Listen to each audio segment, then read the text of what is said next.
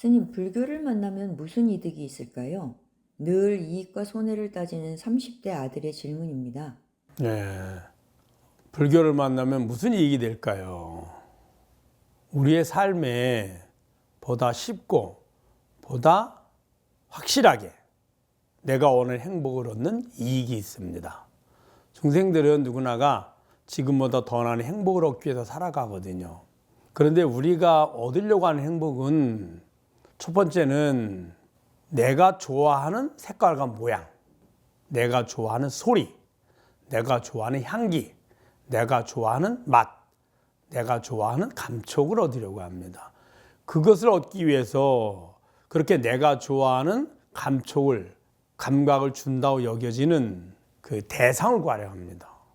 그래서 그런 대상을 구하는 과정이 첫 번째, 내가 지금의 불만족에서 만족을 얻으려는 마음을 일으키고 그 만족을 준다고 여겨지는 대상이나 조건을 구하려 하는데 그 조건을 구하기 위해서 몸이 꼭 필요하죠. 그래서 얻어지면 나는 만족해, 이제 나는 행복해 라고 하는 겁니다. 그런데 여기에는 커다란 두 가지 문제점이 있습니다. 첫 번째 하나는 그렇게 얻어진 감각이 지금은 즐거움을 주는데 조금 있으면 내가 마음이 변한다는 겁니다. 즉 내가 좋아하는 색깔과 모양이 한번 좋다 그래서 평생이 좋은 게 아니거든요. 내가 좋아하는 이 느낌이 시시각각 변합니다. 내가 좋아하는 소리도 마찬가지죠. 어떤 때는 자연의 소리가 좋지만 어떤 때는 자연의 소리보다는 내가 좋아하는 사람의 소리를 듣고 싶어 하고요. 또 어떤 때는 내가 좋아하는 노래를 듣고 싶어 하잖아요. 계속 바뀝니다. 내가 좋아하는 냄새도 매 순간순간이 바뀌고요. 내가 좋아하는 맛도 바뀌죠. 그러니까 어떤가요, 여러분? 내가 아무리 맛있는 음식도 3박 4일 지속해서 먹으면 맛없잖아요. 그와 같습니다.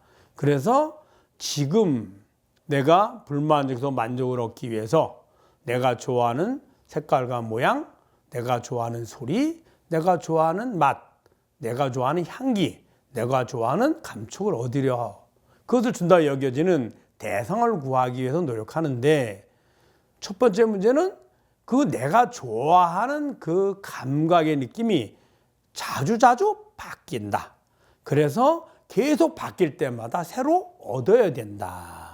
즉 내가 원하는 그 방식의 행복은 불완전하고 일시적이다라는 겁니다. 이 두 번째 문제가 하나 있습니다. 이건 더 큰 문제인데 내가 좋아하는 감각의 느낌을 느껴서 만족을 구하려 하면 그 사이에 육신이라는 도구가 꼭 필요합니다. 그러면 육신은 어떨까요? 태어나면 반드시 나이를 먹고 늙고 병들고 죽음에 갑니다. 그러면 몸이 있어야지만 감각기관이 건강하게 있고 감각기관이 있어야지만 내가 좋아하는 감각의 대상들을 구할 수 있는데 몸이 아프면 감각의 대상을 구하는데 지장이 있잖아요. 그러니까 아픈 걸 싫어하죠. 또 몸이 늙으면 점점점 내가 원하는 감각의 대상을 구할 때 지장이 있거든요. 그래 늙는 것도 싫죠. 죽으면 어떨까요? 아무것도 할 수 없죠. 그러니까 죽음을 제일로 두려워하고 괴로워하잖아요. 감각의 대상을 구해서 지금의 불만족에도 만족, 즉 괴로움에도 즐거움을 얻으려고 한다면 그 늙고 병도 죽음의 고통을 면할 수가 없습니다. 왜냐하면 몸이 꼭 필요하고 몸은 태어나면 반드시 또 나이를 먹고 늙고 병들고 죽게 되기 때문입니다. 그래서 보통 우리가 구하는 행복의 방법, 그것은 두 가지 큰 문제점을 안고 있다. 하나는 불완전하고 일시적이다. 왜? 내가 좋아하는 감각의 느낌이 매 순간 변하기 때문이다. 두 번째는 그 감각의 느낌을 준다고 여겨지는 대상을 얻으려고 하면 몸이 필요한데 몸은 태어나면 반드시 늙고 병들고 죽게 된다. 그래서 두 가지 큰 문제점을 안고 있습니다. 그럼 부처님의 가르침의 행복은 뭘까요? 부처님의 가르침의 행복은 감각의 대상을 구하는 것이 아니라 감각을 구하고자 하는 그 욕심을 버리는 겁니다. 왜냐하면 불만족은 뭘까요? 만족하지 못함입니다. 만족하지 못한다는 마음은 만족하기 위해서 뭔가 구하려고 하는 마음입니다. 그 불만족에서 만족을 얻으려는 마음을 욕심이라 하거든요. 욕심이 많으면 많을수록 나는 더 불만족의 상태가 되고 그리고 괴롭습니다. 욕심이 적으면 적은 만큼 나는 더 만족이 되는 거죠. 그래서 부처님은 우리들이 원하는 즐거움과 만족이란 대상이나 조건에 있는 것이 아니라 내 마음의 욕심 때문에 일어난다고 아신 겁니다. 그래서 욕심을 구할 것이 아니라 욕심을 버리는 연습을 해라. 버리면 버릴수록 100가지 욕심이었다가 90가지를 버리면 나는 90은 만족이고 10가지만 불만족이잖아요. 그런데 욕심이 늘어나면 어떨까요? 늘어난 만큼 불만족이니 나는 만족하기 더 어려워지고 그만큼 불만족 상태가 되는 거죠. 그래서 부처님은 욕심을 버리는 것을 통해서 내가 원하는 만족을 얻으려고 하는 겁니다. 그러니까 욕심 버리는 건 어때요? 내가 하면 되죠. 다른 조건도 필요하지 않습니다. 그러니 보다 쉽죠. 또 욕심을 한번 버리면 그 욕심엔 버려진 욕심이 다시 나타나긴 하지만 내가 변해서 다시 다른 욕심으로 자주자주 바뀌지는 않습니다. 한 분야의 욕심을 버리게 되면 그 분야 전체에 만족을 가져다 주거든요.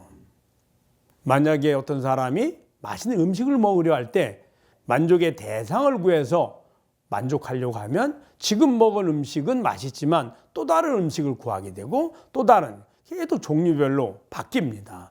계속 구해야죠. 그렇지 않으면 만족을 주지 않거든요.